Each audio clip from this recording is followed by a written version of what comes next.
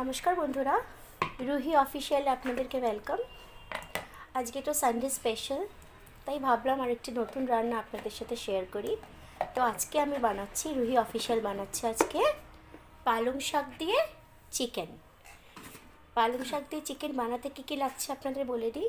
পালং শাক কুচি করে কাটা, এখানে 1 কেজি মতো চিকেন আছে, কেটে রাখা পেঁয়াজ, নতুন আলু, তাকে কাটা হয়নি, গোটা গোটাই রাখা রয়েছে যেহেতু ছোটো সাইজের, 2টো টমেটো, আর লাগছে আদা রসুনের পেস্ট। এখন তো জানেন সবাই ব্যস্ত, খুব একটা কেউ পেস্ট বানায় না মিক্সিতে, সব কেনাই চলছে, তাই আমিও তাই করলাম। আর রান্নাটা করতে আমি করব সর্ষের তেলে। তাহলে চলুন বন্ধুরা, পালং শাক দিয়ে চিকেনটা রান্না করা যাক। আপনারা দেখতে থাকুন, সঙ্গে থাকুন। দেখুন বন্ধুরা, আমি কড়াইতে সর্ষের তেল দিলাম, তার মধ্যে একটু চিনি দিয়ে দিয়েছিলাম কালারের জন্য। চিনিটাও মেল্ট হয়ে গেছে, একটু ব্রাউনিশ এসছে কালার। এবার আমি এর মধ্যে দিয়ে দিচ্ছি পেঁয়াজ কুচি। এটাকে একটুখানি ভালো করে নিই, গোল্ডেন ফ্রাই করে নেব।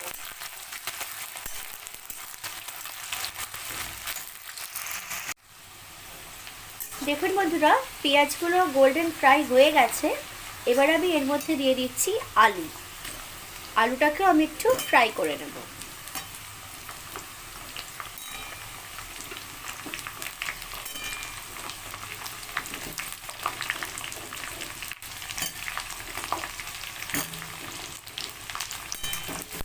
আর দিয়ে দিলাম সমস্ত আলুগুলো। এবারে আলুটাকে একটুখানি আমি পেঁয়াজের সাথে ফ্রাই করে নেবো। এটা একটু হালকা গোল্ডেন করে ফ্রাই করতে হবে।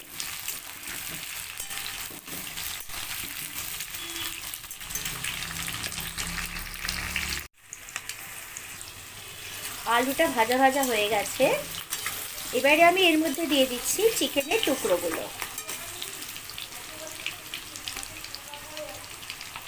চিকেনটা দিয়ে দিলাম, দিয়ে এবার আলুর সাথে চিকেনটাকে আমি খুব ভালোভাবে ভেজে নেব।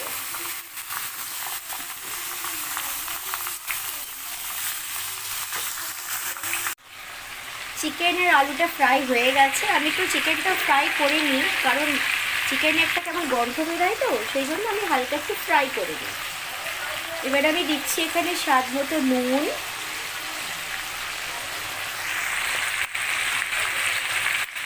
হলুদ গুঁড়ো,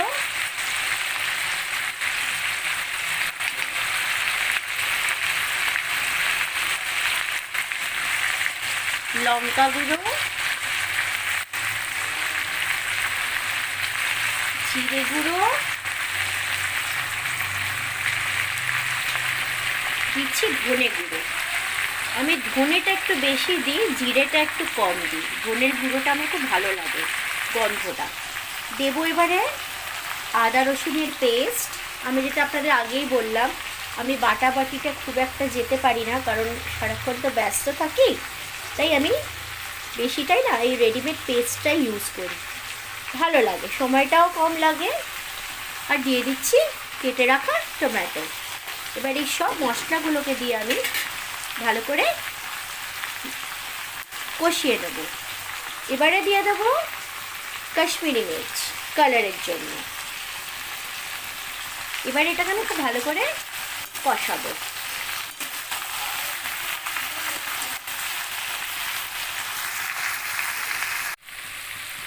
আমার চিকেনটা কষানো হয়ে গেছে।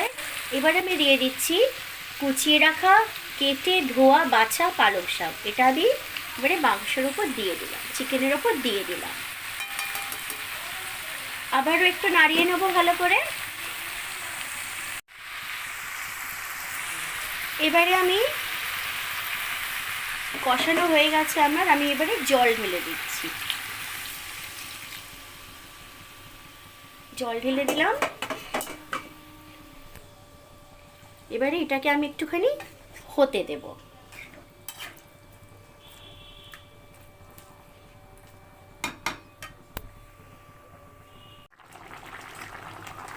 দেখুন বন্ধুরা, চিকেনটা ফুটে গেছে, চিকেনটাও সেদ্ধ হয়ে গেছে, আলুও সেদ্ধ হয়ে গেছে। আর একটু চিকেনটা সেদ্ধ আমি করব, কারণ বাড়িতে বাচ্চা কাচ্চারা আছে, তো একটু বয়েল না হলে আর একটুটা খেতে পারবে না। এবার আমি দিয়ে দিচ্ছি এর মধ্যে গরম মশলা গুঁড়ো। খুব সুন্দর কালারটা এসেছে দেখুন, আর সুন্দর একটা স্মেলও বেরোচ্ছে। পালং শাকটাও বেশ সুন্দর গ্রিন গ্রিন দেখতে লাগছে।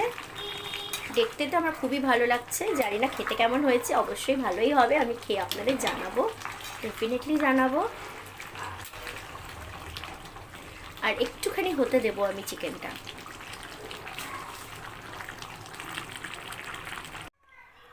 বন্ধুরা, আমার পালক চিকেন রেডি, আমি সার্ভ করে দিয়েছি। এবার এটা কেমন খেতে হয়েছে সেটা আপনি আমার মায়ের থেকে ফিডব্যাকটা শুনুন। মা বলো। দারুণ হয়েছে, অসাধারণ। এরকম যে হয় আমার আইডিয়া ছিল না। দুর্ধর্ষ হয়েছে খেতে। বন্ধুরা, আপনারা একবার করে খাবেন।